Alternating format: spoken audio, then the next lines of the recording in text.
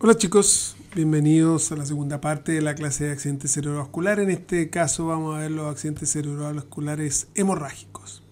¿Qué ocurren cuando hay una extravasación de sangre dentro de la cavidad craneana por una disrupción de la pared de una arteria cerebral o de una vena? Los accidentes cerebrovasculares representan aproximadamente el 20% de todos los accidentes. Se dividen en categorías según el sitio y la causa de sangrado. Normalmente el mayor porcentaje está en relación a los núcleos basales, un porcentaje menor en las zonas córtico-subcorticales y el resto en la zona cerebelosa. Se pueden clasificar según el tiempo de evolución como hiperagudo, donde los glóbulos rojos aún están intactos y contienen todavía oximoglobina, que esto es entre las 0 y las 24 horas. En agudo, los glóbulos rojos se desaturan y se transforman en oximoglobina, y esto es entre el día 1 y el día 3. Un subagudo temprano, que la deoximoglobina intracelular se oxida a metahemoglobina, que esto es entre los 3 días y la primera semana. Un subagudo tardío, donde el lisis de los glóbulos rojos y extravasación de la metahemoglobina, que es en la 1 a 3 semanas. Y una fase crónica, donde la metahemoglobina extracelular se oxida a hemosiderina luego de ser fagocitada y se acumula en los lisosomas de los macrófagos, y eso sucede en más de 3 semanas. En la tomografía computada, la sangre va a tener distintas expresiones en función de estos fenómenos, es decir, en qué estado esté la sangre, si es en el estado bioquímico esté la sangre, si es en oximoglobina, deoximoglobina, metahemoglobina, hemosiderina. Entonces aquí lo que tenemos en la primera fase, en la hiperaguda, es isodensa. Después en la fase aguda, después del primer día se transforma en hiperdensa, también en el estado subagudo temprano. Sin embargo, en el estado subagudo tardío ya se hace isointensa y en el estado crónico se hace hipointensa. Entonces, como dijimos, la fase aguda y subaguda, nosotros tenemos el signo de la sangre blanca o hiperdensa, que está en una primera fase es solo hemorragia y después se empieza a rodear de edema que van a tener un efecto de masa y va a provocar un emborramiento de los surcos cerebrales. Después tenemos una fase subaguda tardía, que el hematograma ahora se va transformando en isodenso desde la periferia hacia el centro, y después de la primera semana la sangre se hace hipodensa, oscura respecto al cerebro. Se tiñe periféricamente con el contraste por algunas semanas o meses incluso, y en la fase crónica tenemos un aspecto hipodenso que se asocia a atrofia del parénquima circundante y si está en relación a la presencia de un ventrículo, se produce o se puede observar una ventriculomegalia. Ahora, la sangre también va a variar en función de los diferentes estados que tenga, la cantidad de oxígeno que tenga la hemoglobina. El estado hiperagudo en T1 nosotros lo vamos a ver isointenso, en la fase aguda también isointenso. Sin embargo, en la subaguda temprana y en la subaguda tardía lo vamos a ver hiperintenso, y en la fase crónica hipointenso. En T2, que cuando uno ve blanca el líquido cefalorraquídeo y hiperintenso también la sustancia blanca, vamos a ver que la sangre se ve hiperintensa en la etapa hiperaguda, hipointensa en la etapa aguda, se empieza a ser isointensa en la etapa subaguda temprana para luego transformarse en hiperintensa en la fase subaguda tardía y en la fase crónica hiperintensa con un halo hipointenso que representa la hemosiderina. En el T2 estrella partimos con una lesión hiperintensa en la fase hiperaguda. En la fase aguda se transforma en hipointensa, siempre discretamente hipointensa con un halo en la fase subaguda temprana. En la fase subaguda tardía se transforma en hiperintensa con un halo hipointenso, y después se transforma en una lesión hipointensa en su fase crónica. ¿Ya? Y aquí tenemos imagen en la fase hiperaguda, que es sangre en estado de oximoglobina. Entonces el comportamiento es diamagnético y no va a alterar la señal ni en T1 ni en T2. ¿Ya? En la fase aguda ahora se va a transformar en deoximoglobina. ¿Y qué hace la deoximoglobina? Las cosas que son paramagnéticas. Y las sustancias paramagnéticas aceleran los tiempos de relajación tanto T1 y T2. Entonces en T1 lo vamos a ver y en T2 hipointenso. Al revés, ahora en la fase subaguda temprana vamos a tener que la sangre se va a transformar en metahemoglobina, pero intracelular todavía, que tiene comportamiento también paramagnético. Entonces, hiperintensa en T1, hipointensa en T2, hipointensa en T2 estrella.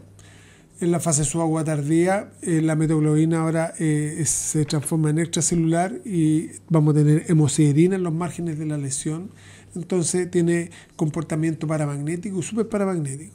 Y en este caso en T1 va a ser hiperintenso, en T2 va a ser hiperintenso con el borde hipointenso por la hemosiderina, ¿eh? Y en tanto en T2 como en T2 estrella. Y en la fase crónica ahora vamos a tener hemosiderina y ferritina. Y el comportamiento superparamagnético, es decir, lo vamos a ver hipointenso en T1 y en T2 hipointenso y en T2 estrella también hipointenso. Las clasificaciones van a ser en función del lugar que afecten, ¿eh? Si la hemorragia es subaracnoidea o si la hemorragia es intracerebral. Ahora, si la hemorragia es intracerebral, puede ser parenquimatosa, intraventricular. Si la hemorragia es parenquimatosa, puede ser afectar al tronco, a los hemisferios cerebrales o al cerebelo. Si es del tronco, puede ser mesencefálica, protuberancial vulvar. Si es hemisférico cerebral, puede ser lobular, profundo, masiva. Si es profunda, puede afectar a los ganglios basales, puede ser talámica, putaminal o caudal. Si es profunda, puede ser capsular y también puede ser subtalámica. Entonces, la principal discriminación aquí es determinar si la hemorragia es intracerebral o subaracnoidea, que son las principales disquisiciones. Si la hemorragia es intracerebral espontánea, se refiere al sangrado en el parénquima del cerebro y los ventrículos, excluyendo el trauma como etiología. La incidencia es aproximadamente de 37.000 a 52.000 casos al año en Estados Unidos y representa entre el 10 al 15% de los casos de accidentes cerebrovasculares. La forma de presentación clínica más frecuente ahora son alteraciones a nivel de conciencia, náuseas, vómitos, cefalea, convulsiones. Es muy distinto a lo que vemos que veíamos nosotros con los accidentes cerebrovasculares isquémicos. La tasa de mortalidad ahora es mucho más alta, ¿ya? La hipertensión es la etiología que en la mayoría de las hemorragias intracerebrales genera un mayor riesgo de muerte. El 28% de las personas muere dentro del primer mes, el 41% muere un año y el 60% de los pacientes con ictus hemorrágico muere dentro de los primeros 5 años. El núcleo lentiforme tiene una mayor tasa con el 50-60%, el tálamo con el 10-25%, el puente 5 al 10% y el cerebelo con el 5 al 10%. Las hemorragias intracraneales de naturaleza hipertensiva afectan más comúnmente a los ganglios basales que tienen su origen en las ramas lenticuloestriadas ascendentes de la arteria cerebral media.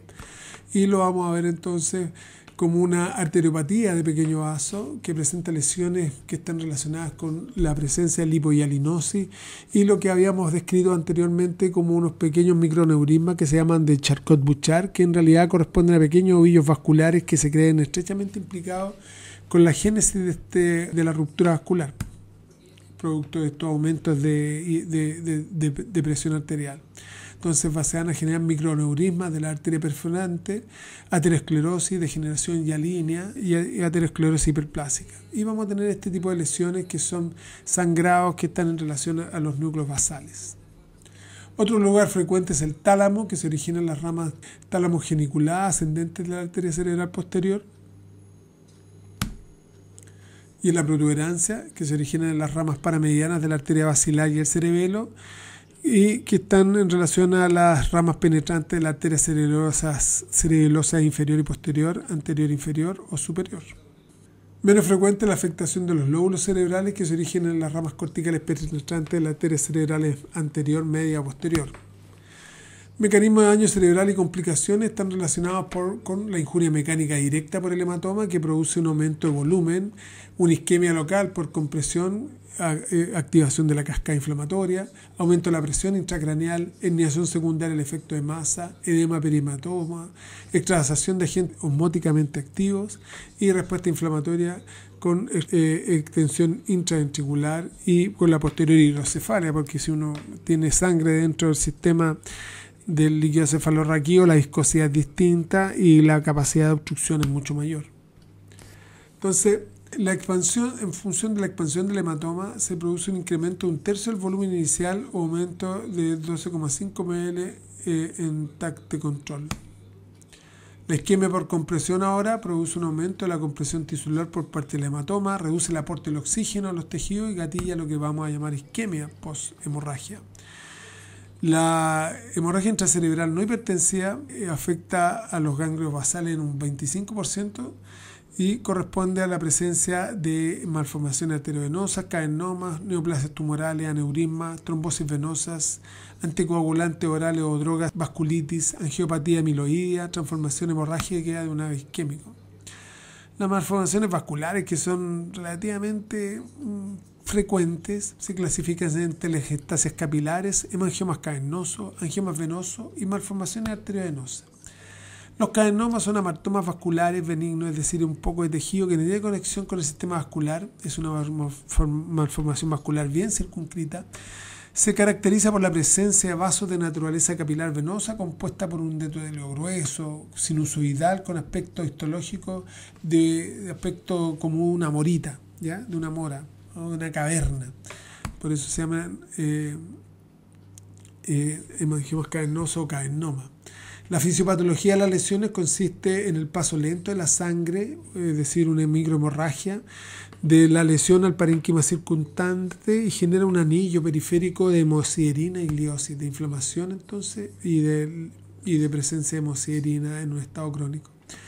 La presencia de microhemorragia y cicatrices fibróticas es un hallazgo relativamente constante en los cadernomas, independientemente si son o no son sintomáticos, así como grados variables de gliosis en su periferia y calcificaciones. Es decir, es frecuente ver un paciente que tiene cadernomas y que va por ejemplo, por un traumatismo, nos encontramos con un cadernoma. ¿Ya? Están presentes entre el 0,1 y el 4% de la población. Una fracción importante presenta lesiones múltiples, generalmente aquellos que tienen un factor hereditario autosómico dominante, representan entre el 8 y el 15% de las malformaciones vasculares y la mayoría son intracerebrales, o sea, afectan al lóbulo frontal o al lóbulo temporal o al parietal. Aquí tenemos un cadernoma mal puesto que está en el mesencéfalo y ese es un lugar malo para tener un cadernoma. Estos tipos de cadernomas, por ejemplo, pueden originar cefalea o pueden originar algún otro tipo de síntomas, pero también recuerden que pueden ser múltiples. ¿Ya? Vemos que la secuencia de ecogradiente tiene mucha mayor sensibilidad que las secuencias convencionales como las secuencias T1 o T2. Los síntomas más frecuentes son la presencia de crisis convulsiva, ictus secundaria de hemorragia o algún tipo de déficit neurológico focal. Las malformaciones arteriovenosas son anomalías congénitas de los vasos sanguíneos que se producen aproximadamente el 0,1% de la población, ¿ya? Es decir, 1 en 1000.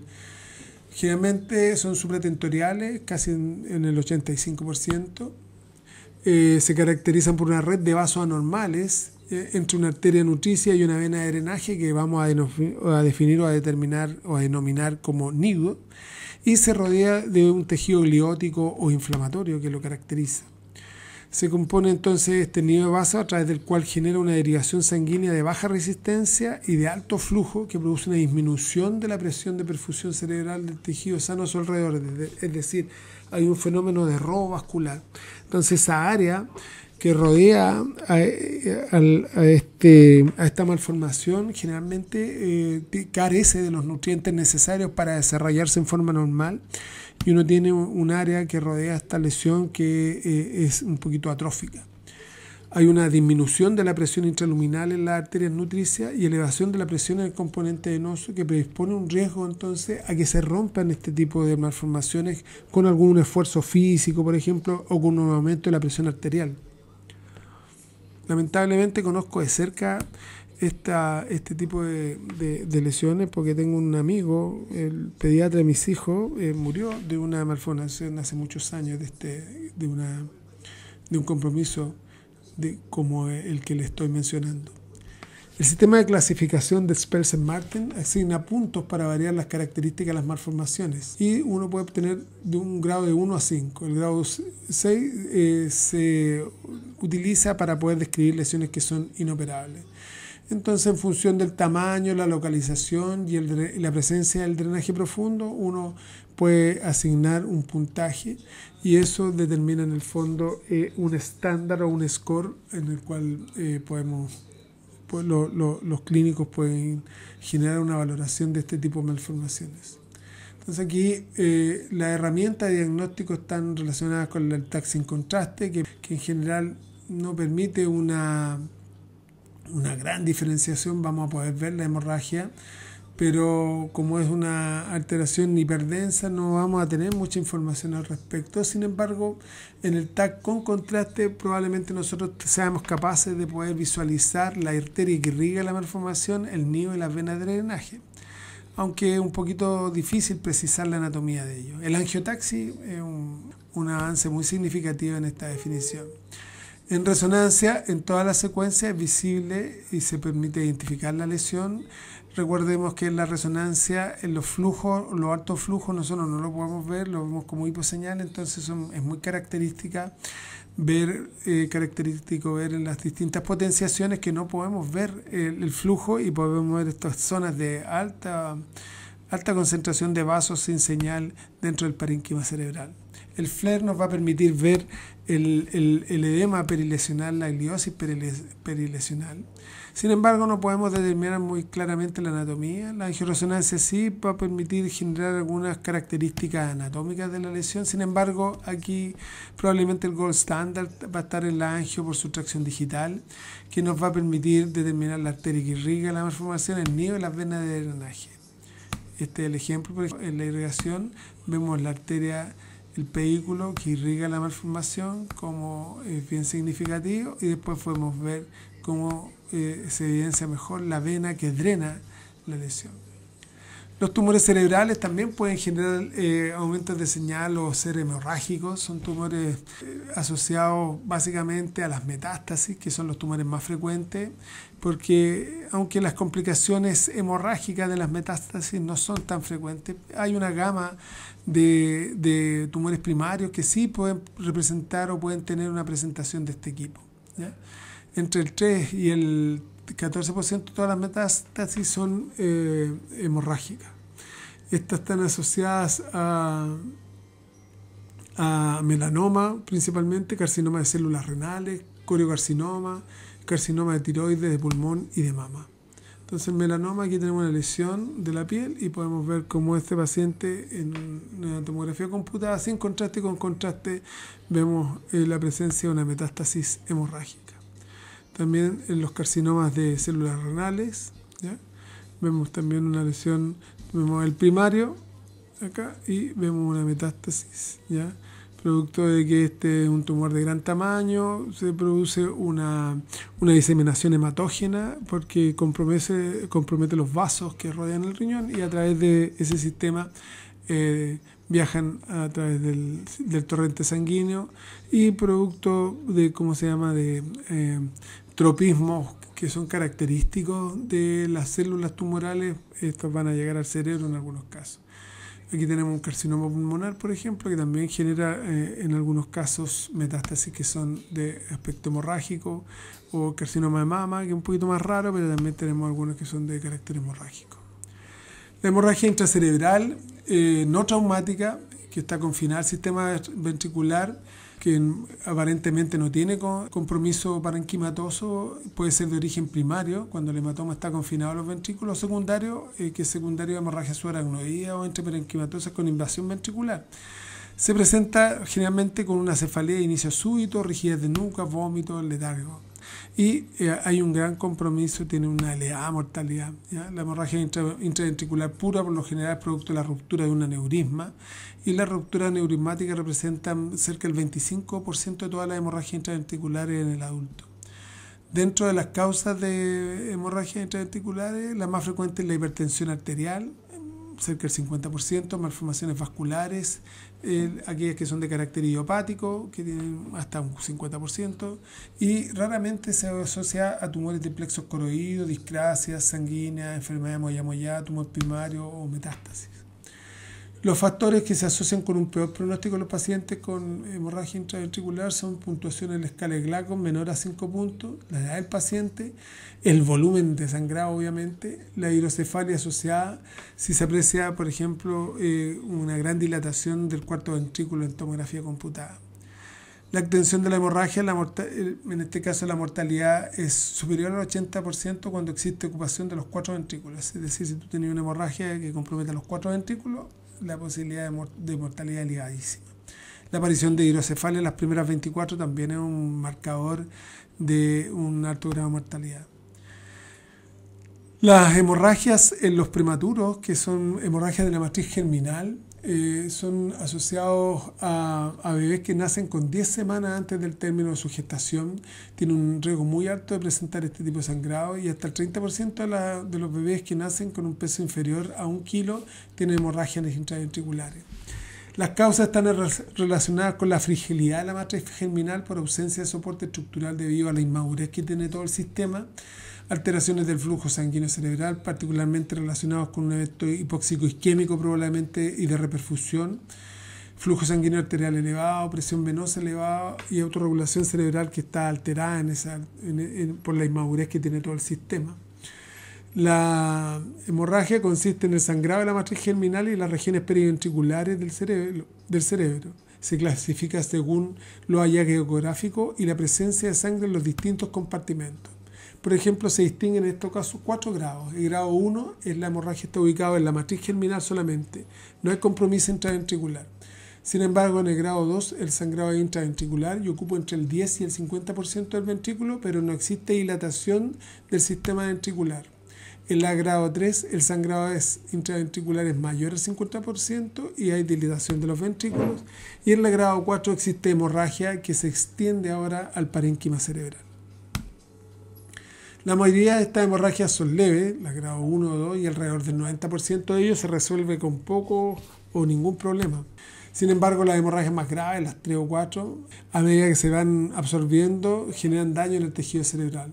Los problemas a corto plazo incluyen la presencia de hidrocefalia, por ejemplo, y los problemas a largo plazo incluyen parálisis cerebral, con espasticidad, pérdida de audición, problemas visuales, trastorno del aprendizaje, etc.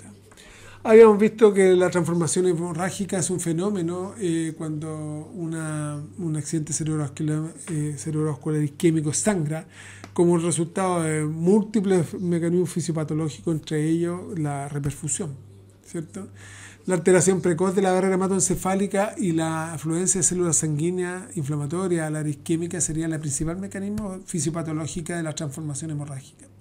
Y las situaciones que usualmente se asocian con mayor riesgo de transformación son la existencia del infarto, el efecto de masa, la hipodensidad precoz de la tomografía computada y edades extremas como son aquellos pacientes superiores a 70 años. En la clasificación de ECAS-2 se desarrolló un sistema de clasificación comúnmente utilizado para el estudio cooperativo europeo de accidentes cerebrovasculares que divide la transformación hemorrágica en 4 subtipos, como habíamos dicho antes. Hemorragias tipo 1, que son petequiales en los márgenes del infarto. Tipo 2, que son petequiales en todo el infarto, sin efecto de masa atribuible a la hemorragia. Hematoma parenquimatoso, ahora tipo 1, que es que el sangrado sea menor o igual al 30% de la área infartada y que no tenga efecto de masa atribuible al hematoma, y la parenquimatoso tipo 2, que es que el sangrado es mayor al 30% de la zona del infarto con efecto de masa atribuible al hematoma. También tenemos hemorragias que son extraaxiales, es decir, por fuera del cerebro, ¿ya? Que afectan a las capas meningias en el fondo. Y se van a clasificar en extradurales, subdurales y subaracnoides. El hematoma extradural, conocido también como hematoma epidural, es una colección de sangre que se forma entre la superficie interna del cráneo, es decir, entre la calota y la capa más externa de la meninge, la dura madre. La fuente de sangrado aquí es arterial, ¿ya? Más comúnmente es una arteria meningia media desgarrada y es un hallazgo crítico. Es un sangramiento activo que genera aumento de la presión intracraneal, desplazando y herniando las estructuras cerebrales. Se tiene que operar rápidamente, por lo generalmente se asocian a una historia de traumatismo craneal con fractura de cráneo. Entre el 15 y el 20% de los pacientes con hematoma mueren como consecuencia del propio trauma. De aspecto biconvexo, de aspecto lentiforme, ¿ya? Se ubican con más frecuencia por debajo de la porción escamosa del hueso temporal, son hiperdensas, algo heterogéneas y por lo generalmente están limitadas a las suturas craneales, pero no a los senos venosos. Pueden producir un gran efecto de masa. Son generalmente unilaterales, el 95% de los casos son supratentoriales, temporoparietales en el 60%, frontales en el 20% y parieto-occipitales en el otro 20%. La hematoma subdural ahora es acumulación de sangre en un espacio virtual que existe entre la dura madre y la aracnoides, que son las meninges que rodean el cerebro. Se ve principalmente también un traumatismo craneal, pero ahora está relacionado con el compromiso o desgarro de venas emisarias corticales que cruzan este espacio subdural. Estas venas se rompen debido a las fuerzas de cizallamiento cuando hay un cambio repentino de velocidad de la cabeza y tienen este aspecto de media luna. Son más extensas que los hematomas epidurales normalmente, son unilaterales en una mayor proporción. Sin embargo, en los niños o en las guaguas pueden ser hasta un 85% bilaterales. Los sitios más comunes son la convexidad frontoparietal y la fosa craneal media. Hay 3 tipos de hematoma subdural y su aspecto va a depender de la edad del coágulo y cómo se organice. En la etapa aguda, que es el tipo más peligroso por lo general, es causado por una lesión grave de la cabeza. Los signos y síntomas suelen aparecer de inmediato. Es una colección hemática, homogéneamente hiperdensa, extraaxial, que se entiende difusamente sobre el sitio afectado. En su etapa subaguda, los signos tardan en desarrollarse, a veces días, semanas. La densidad comienza a descender, se hace isodensa. Entre los 3 y los 21 días la densidad se va a reducir y se convierte en una imagen que es indistinguible en los límites de la hemorragia y de la corteza. Y en la fase crónica el hematoma es el resultado de lesiones menos graves. Los síntomas pueden tardar semanas o meses en aparecer. Con el tiempo la colección subdural se convierte en hipodensa y puede llegar a ser unidad de Hansfield, es decir, isodensa con respecto al líquido cefalorraquídeo. También existen cuadros que son de pacientes que tienen uno de estos tipos de lesiones que son crónicas pero se reagudizan. Y se produce cuando hay un segundo episodio hemorrágico en un hematoma subdural crónico preexistente que van a dar origen a un nivel líquido-líquido, donde la mitad inferior va a ser de mayor densidad y la mitad superior de menor densidad por la ausencia de elementos figurados básicamente. La hemorragia subaracnoidea se debe a la atravesación de sangre directa al espacio entre la aracnoides y la pía madre. La hemorragia subaracnoidea representa el 3% de los accidentes cerebrovasculares y el 5% de las muertes por accidentes cerebrovasculares. Puede ser primaria, es decir, sangrado directamente al espacio subaracnoideo, o secundaria, cuando el sangrado se produjo inicialmente en otro lugar, como el parénquima cerebral. La causa más frecuente es el trauma cráneoencefálico, y este tipo de sangrado ocurre en el 35% de los traumatismos. La etiología traumática es desconocida. Se cree que puede ser por aceleración rotacional que causa movimientos oscilatorios, estiramiento de las arterias vertebrociliares debido a esta hiperextensión, el aumento repentino de presión intraarterial por un golpe en la arteria carótida, o el desgarro de las venas del puente o vasos piales, o la difusión de sangre de la contusión del espacio en el espacio subaracnoideo. La más frecuente es que afecte a la cisura silviana y a las cisternas basales. En relación a la hemorragia subaracnoidea no traumática ahora, ocurre generalmente en el contacto de la rotura de un aneurisma cerebral, en el 85% de los casos. Y en un 10% es una hemorragia perimesencefálica, es decir, producto de una malformación arteriovenosa, una fístula dural o alguna otra etiología. El aneurisma es un ensanchamiento o abombamiento anormal de la sección de un vaso sanguíneo que cuando hay una área debilitada en la pared de origen congénito. El aneurisma saccular es el tipo más común, en el 90% de los casos. Se visualiza, se caracteriza por tener un cuello estrecho y un gran abombamiento vascular. Se cree que estos defectos se expanden como resultado de la presión dentro del flujo sanguíneo pulsátil y la turbulencia de la sangre, que es mayor en las bifurcaciones arteriales. Un aneurisma maduro tiene una escasez de medios reemplazados, tiene una disminución de las características del endotelio vascular, ya que va siendo reemplazado por tejido conectivo y tiene una lámina elástica disminuida o ausente. La probabilidad de rotura está relacionada con la tensión de la pared del aneurisma y la tasa de rotura está directamente relacionada con el tamaño del aneurisma. Los aneurismas con un diámetro de 5 milímetros o menos tienen un riesgo de rotura del 2%. El 40% que tiene un diámetro de 6 a 10 ya se ha roto en el momento del diagnóstico, es decir, Los aneurismas pequeños normalmente no van a tener síntomas, son asintomáticos y el 40% va a estar roto en el minuto del diagnóstico. La mayoría de los aneurismas cerebrales se presentan sin síntomas y tienen un pequeño diámetro menor a 10 milímetros. ¿Ya? La incidencia de rotura de los aneurismas encefálicos está determinado por la edad, es mayor riesgoso en pacientes mayores de 60 años, es mayor en el sexo femenino, es más riesgoso en la circulación posterior o el tamaño mayor a 5 milímetros y si presentan síntomas. Las localizaciones por orden de frecuencia son de la arteria comunicante anterior y cerebral anterior 35%, cerebral media 25%, comunicante posterior 22% y circulación posterior 18%.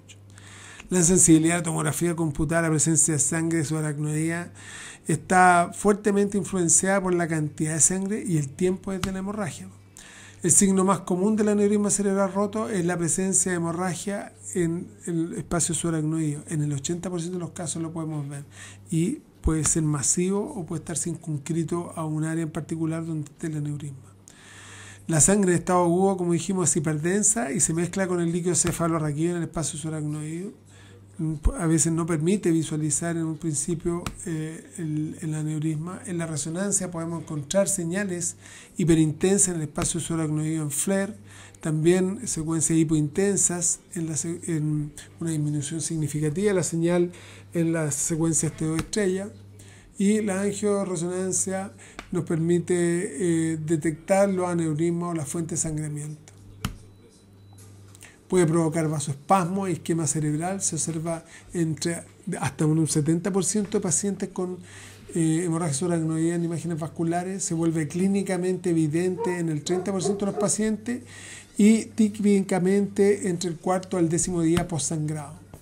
El vasoespasmo asociado se caracteriza generalmente por un estrechamiento difuso en regiones intermedias de calibre vascular normal. A menudo se centra en la bifurcación arterial, dando la apariencia de agrandamiento de dicha bifurcación. Y aquí tenemos las principales escalas de TC para la hemorragia subaracnoidea. Y tenemos una escala de Fischer que está definida por el grado de compromiso del espacio o la presencia de sangre en el espacio subaracnoideo. La hemorragia representa una entidad neurológica muy grave. El 10% de los pacientes fallece antes de llegar al hospital, el 25% de los pacientes lo hace dentro del primer día de sangrado, el 45% en los 30 días siguientes y el 50% presenta algún tipo de morbilidad secundaria. Solo un 30% tendrá una buena evolución tras recibir tratamiento. Los traumatismos también pueden generar hemorragia. Es el método de diagnóstico de elección en los pacientes con traumatismo y pueden tener edema cerebral, contusión cortical, hematoma parenquimatoso, hematoma epidural, subdural, fractura, heridas penetrantes. Son tipos de hemorragia intracerebrales comunes en el ámbito de los traumatismos craneales. Las causas típicas incluyen los accidentes automovilísticos, las caídas. En general, estos generan daños por desaceleración y por lesiones por contragolpe. Tienen predilección por ciertos lugares como que están relacionados con la dirección del impacto. La forma de la caída craneana, por ejemplo, es más frecuente en el piso de la fosa craneana anterior, los lóbulos temporales, producto de que están como abovedados dentro de los huesos. Entonces esas partes chocan con los muros y producen estos patrones de golpe y contragolpe. En TC las contusiones aparecen como focos de hiperdensidad que afectan tanto la sustancia gris como la sustancia blanca subcortical. Pueden ocurrir en cualquier parte del encéfalo, pueden tener efecto de masa, pueden comprometer los ventrículos. El daño puede ser por una contusión directa que ocurre cerca del lugar del impacto, o pueden ser lesiones por contragolpe que ocurren lejos del sitio del impacto, sin una fractura, al otro lado del lugar. Y finalmente tenemos las lesiones hemorrágicas asociadas al daño axonal difuso, que corresponde a una lesión diseminada de axones de la sustancia blanca cerebral a consecuencia de un fenómeno de desaceleración por trauma craneano. Se caracteriza por múltiples lesiones estructurales focales y el subsecuente daño neurológico funcional, ¿ya?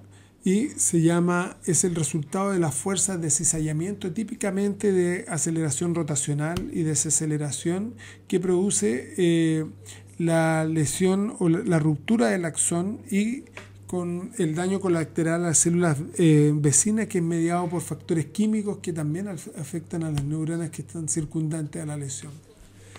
Se pueden gradar. El grado 1 consiste en una afectación de la interfase entre sustancia blanca y gris solamente. ¿Ya? Es más frecuente en regiones parasagitales de los lóbulos frontales o los lóbulos temporales periventriculares. Menos frecuente en la cápsula interna, externa y en el cerebelo. Aquí tenemos lesiones tipo 1 que son como petequiales, se caracterizan por estar en relación a las interfaces córtico-subcorticales, pequeñas microhemorragias.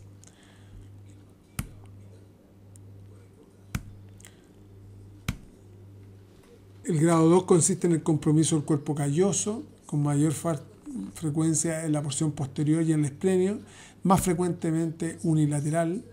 Ahí tenemos una tomografía computada. Ahí tenemos lesiones esplenio y aquí tenemos un gran compromiso inflamatorio y hemorrágico, que lo podemos demostrar. Está en el FLAIR el compromiso inflamatorio y en el TO3 la lesión hemorrágica. Secuencia de susceptibilidad magnética también nos han ayudado a discriminar mucho mejor. Y grado 3 consiste en una afectación de tronco cerebral, más frecuentemente el mesencéfalo rostral, los pedúnculos cerebrosos superior y medial, con extensión a los lemniscos, y esto es un muy mal pronóstico. Pacientes quedan muy afectados, pueden quedar plégicos, hemipléjicos, parapléjicos, tetraplégicos, producto de este tipo de lesiones. Eso es lo que quería conversar respecto a los accidentes cerebrovasculares, chicos. Bueno, nos vemos en la clase donde tendremos una sesión de feedback y probablemente tendremos una prueba. Gracias por la atención.